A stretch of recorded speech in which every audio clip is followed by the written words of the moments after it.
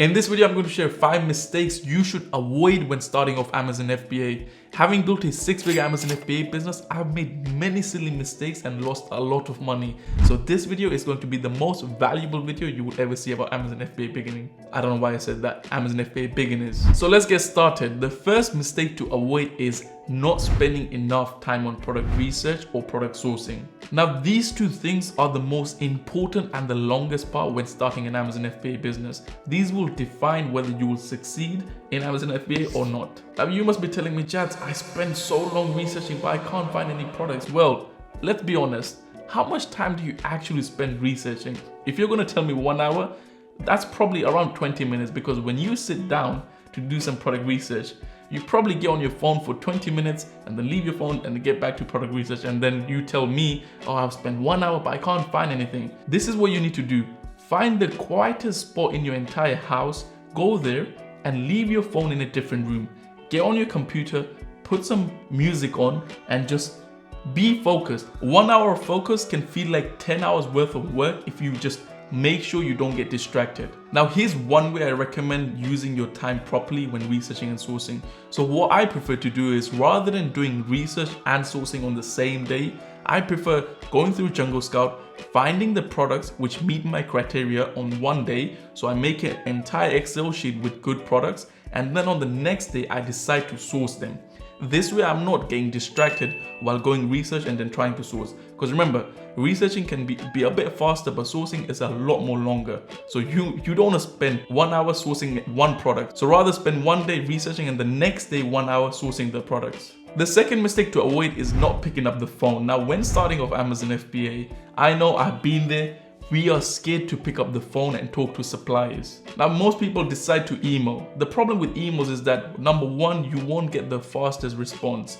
And secondly, you're following the crowd. You won't be able to differentiate yourself. What I mean by that is that a supplier gets thousands of emails a day, but not that many calls. So if you be different and call them and speak to them on the phone, not only can you get a faster response, but you can also start building a relationship with them. In Amazon FBA, relationships can take you a long way. For example, if you have a good relationship with your supplier, you're able to get certain products which they will not share with other sellers. I used to be scared on the phone as well, but now I've been able to build good relationships with many of my suppliers, and they don't share certain products with all sellers and only me. Now, if you're a person who struggles or feels scared talking over the phone, then one way you can practice it is by picking up the phone and actually calling the supplier, but not telling your actual name. So you just call them and you just ask them questions as if you're a different person. This way you will get some experience on what the questions are, how they talk, and you will get a lot more comfortable. And remember, you just need to do 5 calls or even 6 to 7 calls before you start feeling a lot more comfortable when speaking to suppliers.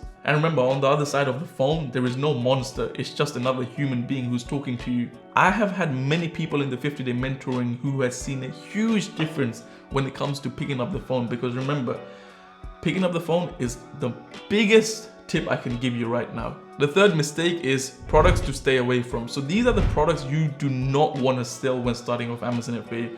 The reason being is because you will lose money, as complaints, refunds, and all those things will happen. So let me just break it down even further. The first type of product is glass or fragile products. These products are really easy to be broken, and your delivery man who's going to come and pick the products up, they throw them in the van. And I've seen it with my eyes. They don't care about what's in the box. Even if you put the fragile tape, they will throw it. And what's funny is that when you tell someone not to do something, they will do it even more. And I'm sure you have done it as well. If you've seen some type of sign or do not step, you're most likely gonna do it. And this is the same with delivery drivers. When you put the fragile tape, they know it's fragile, but they will throw it even more harder. Now, when the boxes are being thrown around and the products reach to your customers, those products will be broken, which will result in a lot of complaints and refunds. This will not only affect your Amazon FBA rating, but you will also lose money because Amazon will just refund all your customers who buy the product. The second type of products you need to stay away from is big or heavy products. The main reason being is because when the size of the product gets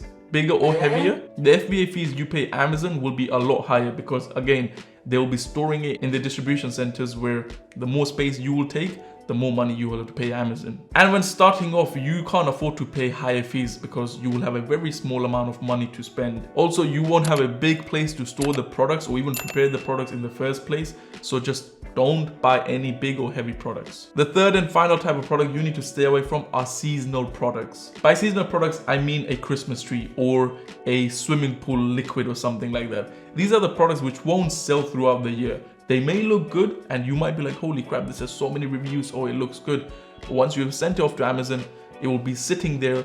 Amazon will charge you the fees for storing it and you won't make any sales. And the problem with seasonal products is that you will make a lot of money when the product is in demand, but as the demand dies, you will make nothing and you will keep on losing money. The fourth mistake to avoid is trying to do all your bookkeeping by yourself. Now, this is something I recently realized how big of a mistake it was. When I started Amazon FBA, I decided not to start bookkeeping. And 6 months down later in my journey, I realized I need to make sure my taxes and everything are done properly. So I had to go and grab all my invoices since the start till 6 months later, gather it up, go through every single transaction, and had to kind of do everything. Now, this is when I realized that doing all of this will be a lot of time and effort, which is why I started looking for a platform which can do all of this for me. And luckily I got to know this platform called Awesome, which are a dedicated e-commerce accounting company who knows everything about selling on Amazon FBA, which makes my life a lot more easier. Awesome does all my bookkeeping and accounting for me. They have provided me a dedicated accountant who looks after all my taxes and all my reports. And they also provide me tips on how I can reduce my total cost. Now, the reason why I preferred Awesome over a traditional accountant is because, once again, Awesome has accountants who have experience in how Amazon FBA works. So I don't need to tell them on certain type of transactions or certain type of fees. They know all of that. Whereas a traditional accountant probably has no idea what Amazon FBA is, and I will have to literally explain him how Amazon FBA works. Now, this is the exact reason why I use Awesome. Now, if you want to use Awesome, then you can use the link in the description right now and get £110 off when signing up.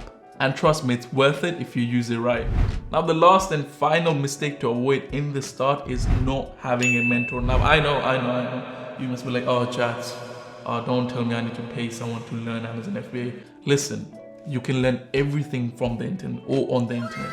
But the problem is the internet has become so massive that there is so much information at the moment that it's difficult to find out what is right and what is wrong. When starting off Amazon FBA, I decided to learn from the internet and I still managed to lose over £1,000. The reason being is because there's just so much information and picking the right one gets difficult. Now, having a mentor is basically a shortcut to success because you'll be able to learn from their mistakes and you're learning from someone who's already done it. Plus, they will be there to hold you accountable and teach you everything from start to finish.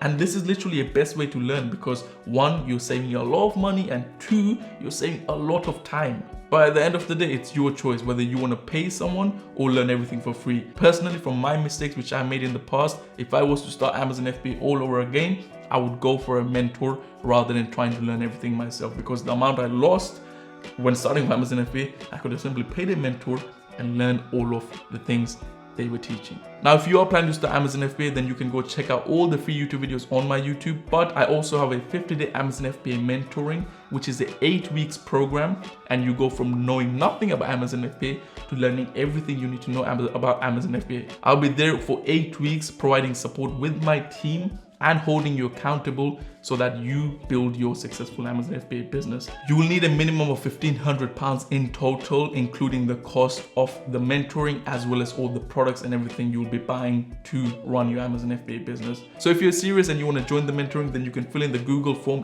which is linked in the description. And when the next mentoring is available, I will notify you. However, in the meantime, you can go watch this video, which is a guide on how you can start Amazon FBA today. Have an amazing day, take care, and I will see you in that video. Peace. Nice.